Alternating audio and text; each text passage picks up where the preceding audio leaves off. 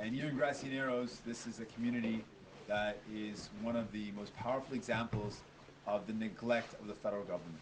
The fact that the community has had mercury poisoning that has plagued the community for so long, and there's been so much inaction, is just such a horrible example of just the inaction of conservative and liberal governments. And most recently, when we saw a community activist, someone from Grassy Narrows, raising the concern about what will the federal government, what will Mr. Trudeau's government do about the mercury poisoning at a fundraiser, it is incomprehensible how Mr. Trudeau could have said this, but he sarcastically said, "Thank you for your donation," as he mocked someone raising a concern about a community. Another example of the two Mr. Trudeaus, someone in public who says Indigenous reconciliation is so important, but in private makes fun of someone who's raising a serious concern about a community impacted by mercury poisoning. Beyond that, now we've seen recently with Mr. Trudeau's government's decision to appeal the landmark Canadian Human Rights Tribunal decision to say Indigenous kids need to be compensated for the unequal funding, something that we've long known as being true. The fact that this is now being appealed, and the reasons for the appeal, again, are a complete betrayal of reconciliation. It is beyond any sort of comprehension how the government can talk about reconciliation on one hand and then abandon it on the other. These are just more and more examples of what is a massive issue of injustice that's not being addressed. And I want to make one last thing very clear, that we can tackle these problems. It's a matter of having the commitment to do so. The Parliamentary Budget Office makes it clear that the reason why the boil water advisories and the cleaning of water has not been done is because of a lack of funding. That $1.8 billion shortfall in commitments is the reason why we're not at the point where we're cleaning the water. That to me is just, again, unacceptable. It's wrong. When Mr. Trudeau can find the money to buy a pipeline, can find the money to give corporations billions of dollars in tax cuts, the fact is they could find the money, they're not doing it, and it is a choice that they're making. It's not by chance, it's not by coincidence, it's a choice. Donc ce qu'on vu ici à Grassy Narrows, c'est un exemple puissant de la négligence des gouvernements fédéraux, conservateurs et libéraux. Le fait que quelqu'un qui a soulevé les inquiétudes de la communauté dans un événement privé avec M. Trudeau, le fait qu'il a dit merci pour vos dons, merci pour votre don, et se moquer de quelqu'un à cause d'un enjeu assez sérieux, ça montre la négligence, un manque de compassion, un manque de sympathie. C'est incompréhensible que M. Trudeau peut faire ça, aurait pu faire ça. Donc, ce qu'on dit de maintenant, on peut régler les problèmes de l'eau potable pour toutes les communautés si on a le courage de le faire. Ce qu'on a su, c'est que le gouvernement a manqué le financement parce qu'ils ont décidé de ne le pas faire. On a le courage de le faire, c'est une priorité pour nous et on va s'assurer que chaque communauté à travers le pays a de l'eau potable. C'est notre engagement. Merci beaucoup. I'm ready to take any of your questions you might have. Obviously, sorry. Good morning, Mr. Singh. So what exactly are you committing to this community when it comes to addressing the issues with mercury poisoning? Can you give us the exact dollar figure, as many specifics as possible? Sure. So what the community has asked for is $19 million for a treatment center.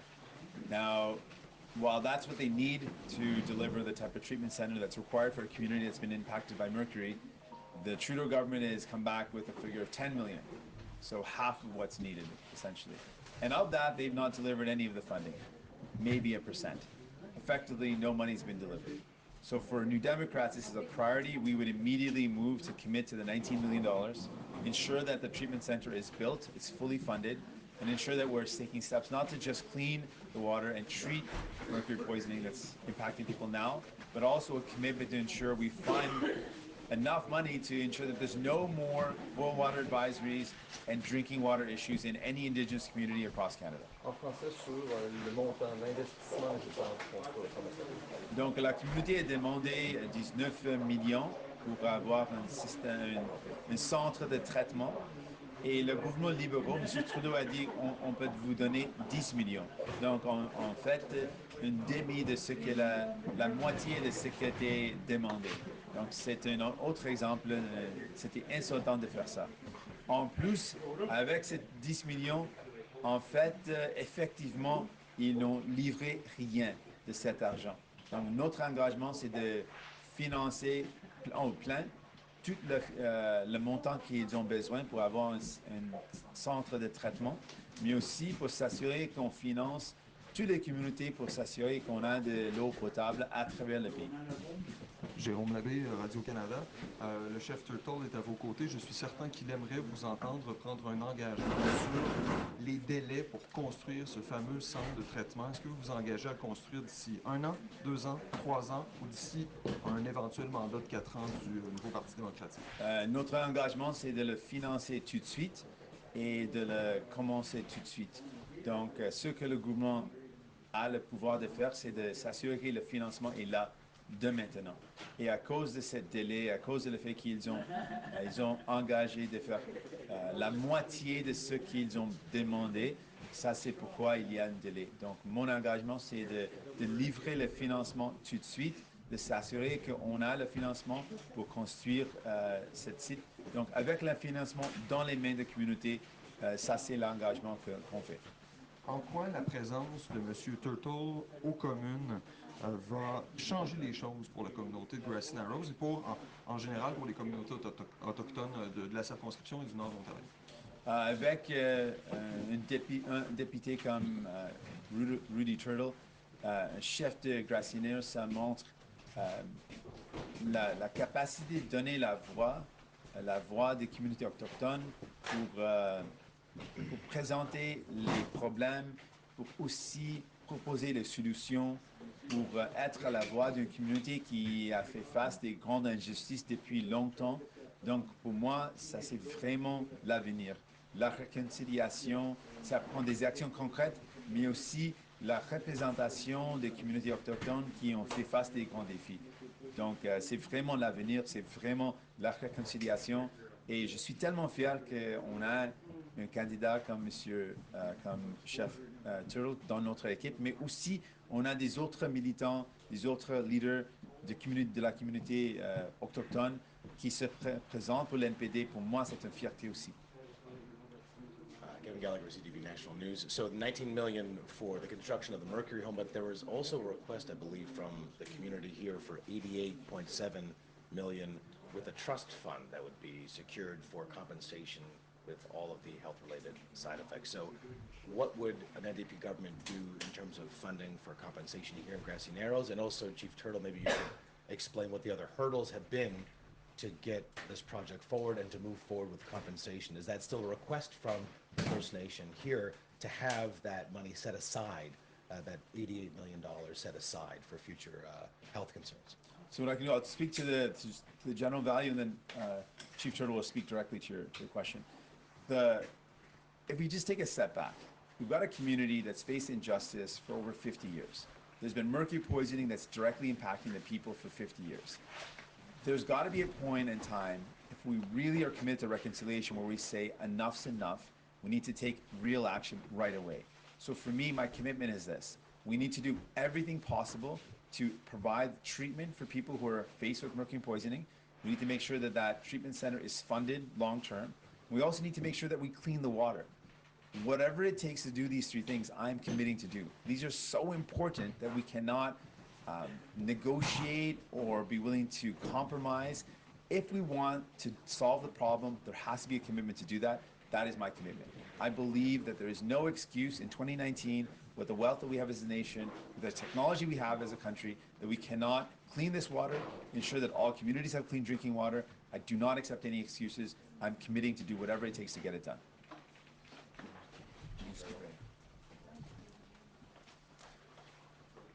Well, as Mr. Gallagher said, the $19 million is required to build the building, but the $88 million the First Nation is asking is to maintain the treatment center once it's built, so that it will have management and operation dollars for the next 30 years. so that $88 million is going towards the operations of the treatment center, and also it's a center that will also have continued studies on how mercury impacts the residents of Grassy Narrows. So is that still a commitment from the NDP government for that 88 million? Yeah, so I mean, I got to be really clear on this.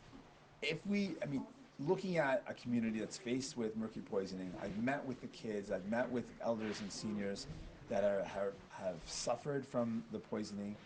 To me, we have to be willing to have the courage to do whatever it takes. And so, yes, I'm committing to the funds. There is no reason why Mr. Trudeau could find $4.5 billion to buy a pipeline, $14 billion to give away to the wealthiest corporations, but he couldn't find the money to make sure this community has the treatment center, it's fully funded, and clean drinking water. I do not accept that it could not be done. I accept what the PBO has said, that is simply a lack of courage, a lack of priority, not putting the money up to deal with the problem. I am prepared to do that. Cet engagement en français, s'il vous plaît. Oui, à ce moment, c'est tellement clair qu'il faut avoir le courage de faire ce qu'il faut pour régler les problèmes. Et j'ai le courage de le faire. Si le gouvernement libéraux aurait eu la chance de trouver 14 milliards pour les plus riches entreprises, 4,5 milliards pour acheter une pipeline, je n'accepte pas des excuses pourquoi ils n'auraient pu avoir la chance de financer toutes les communautés autochtones qui ont besoin de financement, et aussi ici à Grassy Narrows, tout le financement pour s'assurer qu'on a un centre de traitement qui a été financé complètement, et aussi pour s'assurer que l'eau est potable. Ça, c'est mon engagement de faire ce qu'il faut. Can you be a bit more specific about what your strategy would be in government to combat the boil water advisories? And also, it sounds a bit like, is this a blank check for Indigenous needs that are, we can say that they have not been met, certainly for decades, but is that what your promise is here today? You're saying whatever it takes, no matter what it costs. Is that a blank check for Indigenous communities if you're elected? That is a firm commitment for justice. This is a firm commitment to remedy an injustice. Why is it that Indigenous communities, it's okay to have drinking water that's not clean? Why is it okay for that to exist, and why would that be a debate? Why would anyone question whether or not every Indigenous community should have clean drinking water? If this was an issue in Toronto, in Vancouver, in any city around the world, around Canada, there would be no debate. We would get it done. We wouldn't say, oh, how much is it going to cost? It's clean drinking water. Obviously, everyone should have it, and obviously our country should make it a priority. So yes, I'm saying let's do whatever it takes to clean that drinking water. And we already know roughly the figure. The PBO has indicated that there is a $1.8 billion shortfall. So that's roughly the amount that's being put forward as what we need to fund. So absolutely, we should be able to fund 1.8 billion. The government was able to find 14 billion to give away to the wealthiest corporations. They forgave $6 billion in corporate debt. Yes, I am committing, and I think it should be obvious that we can commit to cleaning drinking water for all Indigenous people. But where's your strategy, though? What's your strategy for boil water advisors to combat this problem?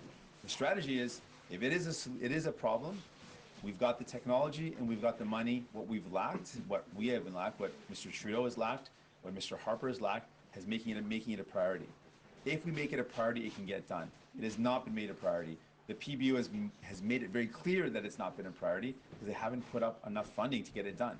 We will get it done because we believe it's a priority, and we will put the money in place to make sure it happens. Michael Couture with Global National. Further to Kevin's point, are you just writing a blank check for all problems for all Indigenous communities across the country once you get into office? So if Toronto had a drinking water problem, if Montreal had a drinking water problem, would you be asking the same question? It's a lot of money, is what I'm saying. And people will look at it and go, how much money are we going to spend on all this, and how are you going to find that money? That's a genuine question. Would you be asking this question if Vancouver did not have clean drinking water? Would you be asking this question if Edmonton did not have clean drinking water? No, you wouldn't. And that's what I'm saying. Why is it that we ask the question about whether or not Indigenous people should have clean drinking water? We got to take a minute and think, why is that even a question? Yes, they deserve clean drinking water. Yes, we can make it happen. It's a matter of priority, and I'm going to do it. En français? En français, s'il vous plaît. Je pense que personne ne va poser la même question si c'était une question de l'eau potable à Montréal, à Toronto, à Vancouver, à Edmonton. S'il y avait un problème de l'eau potable dans n'importe quelle ville à travers le Canada, on ne va jamais poser la question comment on peut payer pour ça. On va dire il faut le faire parce que c'est quelque chose d'essentiel. Donc ce que je dis, c'est essentiel que toutes les communautés autochtones ont la capacité d'avoir l'eau potable et je veux le faire, je vais le faire. Et on sait parce que le bureau de budget parlementaire, ils ont dit que c'était à cause d'un manque de financement de 1,8 milliard de dollars, aurait pu régler le problème de l'eau potable. Donc si le gouvernement aurait pu la capacité de trouver 14 milliards pour les plus riches entreprises, 4,5 milliards pour les oléoducs. Oui, on peut trouver 1,8 milliard pour régler le problème de l'eau potable. I wanted to ask Chief Turtle a question. What has it been about the Trudeau government that has frustrated you so much that you've decided that you now want to run for the NDP? And tell me a little bit about their dealings with you over this deal to try and get the treatment plant in the health center.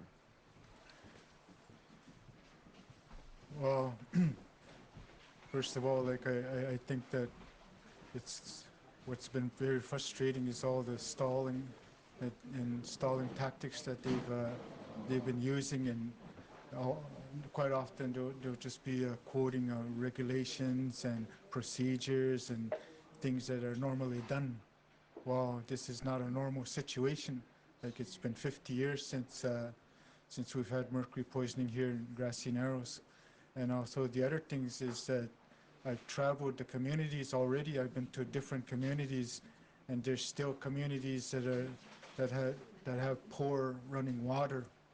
There's this one community that I've been to where they can't start their school year because their water treatment plant is not running.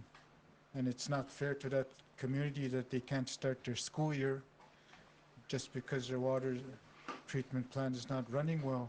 That's wrong, and I'm not happy with that. That should be fixed. I know that they're going around making these announcements here and there, but there's still lots of First Nations that need to be dealt with, and also not just First Nations, but small towns too, that they need drinking water too.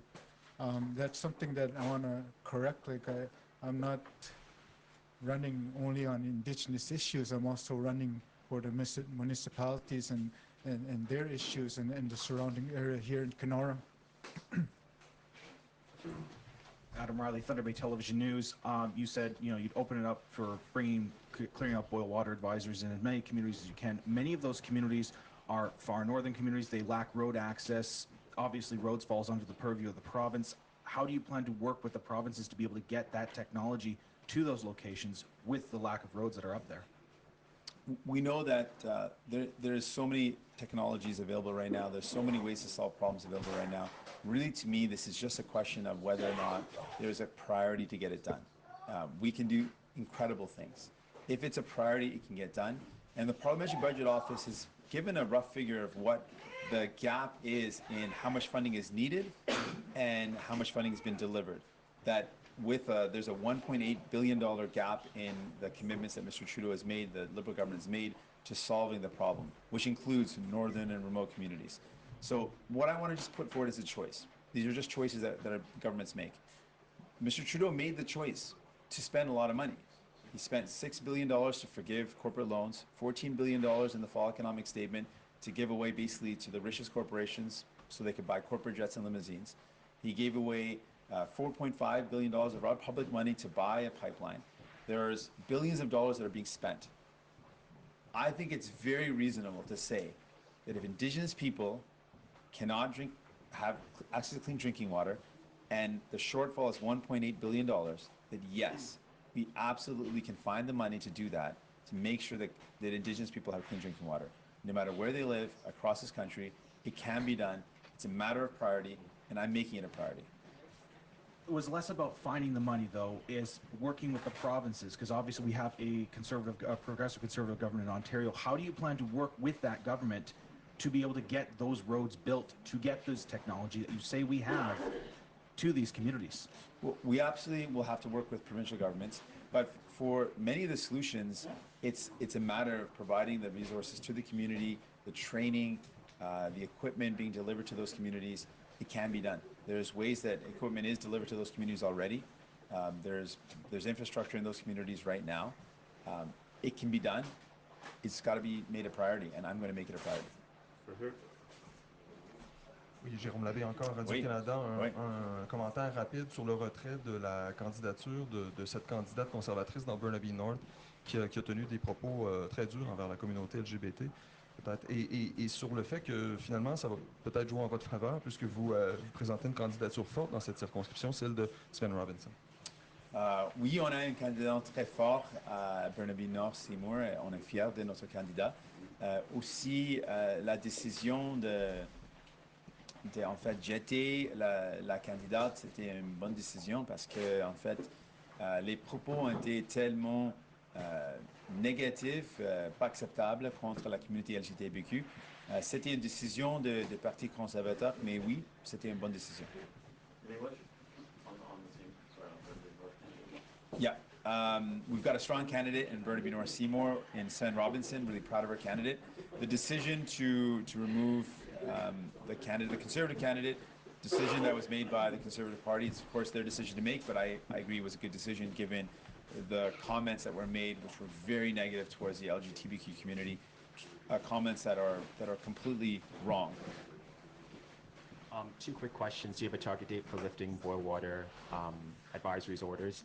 And also, a lot of parties are going to be going dark over the next couple of days. Is it safe to assume that you're going to be in heavy debate prep over the next couple of days? So two parts. One, for me, I want to make sure that the funding commitments are there in terms of how long it takes. I want to know how long things will take to get built and how long things will take to get delivered. But my commitment is to make sure we put all the funding on the table to make sure that the projects are funded. And based on the PBO's report, that funding gap that exists right now is $1.8 billion, so I commit to doing that right away, immediately. That's something that's a priority. That would be a part of our first budget to make sure that we put that funding on the table to address this problem. And then once we do our commitment to putting the money on the table, we would work with partners to get it done as quick as possible. We want this done immediately, and what we will do immediately is put the funding on the table to make sure that clean water, or that the boil water advisories and lack of clean drinking water is addressed right away.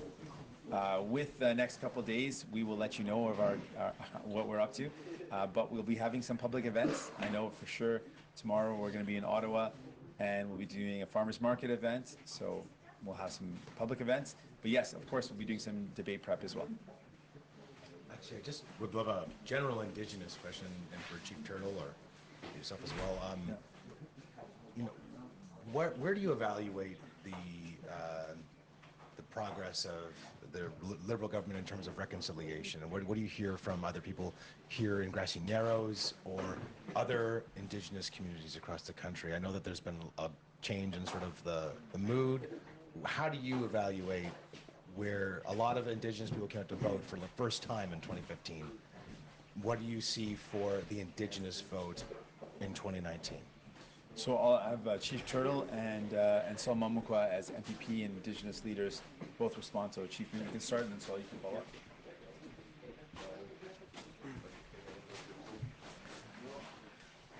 Well, what I'm looking at is that the progress has been very slow. I would like to see it go faster, and also I would like to see more adequate funding to these projects and also to the talks that people have. So there's still a long way to go, and see like the Liberal government goes forward, then it takes a step backward, and then I find that unacceptable. As you know about the child welfare thing, like here they're saying we want reconciliation, and then a few weeks later they're challenging it. Like it seems like they're committing, but they're not committing, and that's frustrating. Thank you for the question. Certainly, I know that, and when we talk about Indigenous issues, First Nation issues, certainly we have to understand, you know, the systems that are built here are colonial systems. These systems are not built for our people, and these systems are designed in a way to keep us where we are. And let's say, like for instance, water. Like in my home community, we got our water in 1994, running water in our home community. So that infrastructure that was built at that time is starting to go. It's getting old, and what they do is they have these Band-Aid solutions to fix here, and it breaks down here, and it keeps on rolling, keeps on going like that. So Rudy spoke about a community that we visited together, and there was you know, a community I spoke with, and they had no running water during the winter time, and in middle of winter. What they had to do was go chop a hole in the lake and the ice, haul water, and pour water into the toilet to keep the school open. So that's how they flushed it. That's unacceptable, and people don't understand what's happening here. So those are the real issues that are happening in our communities, and the injustice that happens to our communities. But I think when we talk about reconciliation, like with this government, like I know they talk a good talk, but there's no action. There's no will. If there was will on part of the government, they do it. And I think when we talk about priority, we're talking about will. And that's just, we just needed to be treated as people, not to keep us where we were supposed to be. Like, you know, like, and that's when we talk about the province versus the federal government, you know, and I struggle with that. People play political ping pong on the lives and the health of our people. Example is Grassy Narrows. You know, when we talk about programs and services for, you know, for that health center. And, you know, that's what keeps on happening, and we cannot do that. And that's a game that's played between the federal and the provincial side. So we got to step away from that, and just, you know, we are people too. We need action. We need to be able to, and I think Mr. Singh talks about that, and how, you know, we need, it's going to be a priority, and that's why we need First Nations people to, you know, people to support us, and not only that, not just First Nations people across the Canada. We can, like even here in Grassy Narrows, even the riding of Kenora, we can change the way we look at things, the way we treat our people in our communities. So we can change the world that way. Thank you. Yeah. Just to follow up from Mr. Singh, why won't you commit to a target of when you're going to lift boil water advisories the Liberals have at 2021? Yeah, oh, sorry, we have a target as well. I'm saying that, well, what I'm committing to immediately is What's to your fund. target then? What's the NDP target? I'm sorry. Yes, same. Our target is actually get it done. We have the same target, but our target is actually get it done. And our commitment is this: we're going to put the funding in place right away. The funding has not been put in place right away, and that to me is a concrete way. The target is important, but we know what's been lacking is the funding. So they can talk about their targets all day long, and that's been the problem. That Mr. Trudeau has made targets for reducing emissions, made targets for reducing boil water advisories, but making a target and then not backing it up is meaningless. And so what I'm saying is the concrete thing that the federal government can do is to put the money on the table. And we know the PBO has said it's a $1.8 billion shortfall. I'm going to put that money up front right away. To me, there's no time to wait. There's no reason to wait. If it is a priority, and it is for us, we will do that work right away. A lot was said at this news conference about how there are policies and issues in our government that disproportionately advantage some Canadians and disadvantage Indigenous communities. Fair to say, and this is open to anyone here, that, you know, Canada's racist, so we have a government that's racist. Oh, there's no question about it. If you look at the treatment of Indigenous people, there is a decision being made not to fund basically things like water. There is a decision being made to not ensure that Indigenous communities get the basic funding that's needed. The PBO has said that their commitments and what's needed to be done and what the Liberals are committing to, there's a $1.8 billion gap, a $1.8 billion gap. So clearly there is the concerted decision that the government's making. Now, when it came to giving what richest corporations money, they jumped into action, did $14 billion in the last fall economic statement. I can't highlight that enough. That is a clear decision that this government's making to say Corporations need help, we're going to jump to help them out. Mr. Trudeau says if we need to buy a pipeline, I'm going to find the money, $4.5 billion right away. When Indigenous communities need clean drinking water, it's going to be tough. I'm not sure I'm going to be able to do it. That is what we're seeing. That is not a chance. That's not a coincidence. That is a decision. And it's not a decision that just applies to Indigenous communities. We see that same decision-making apply to healthcare, where people who need access to medication, they're told to wait, but pharmaceuticals companies who want profits, they're saying, we got you. We're going to protect your profits. These are decisions that governments are making. Liberals and conservatives have continued to make decisions that benefit those at the top, that hurt people, that hurt families. That is what they've been doing. The Indigenous communities are a powerful example of this priority that's put on the wealthy and the people at the top, not the families that need it, not the Indigenous communities that need it, and we can change that. And that's what I'm saying to Canadians, that we do not have to settle for less. We can actually build a better country, and I'm committed to doing that. Thank you. Thank you very much. Merci. Thank you. All right.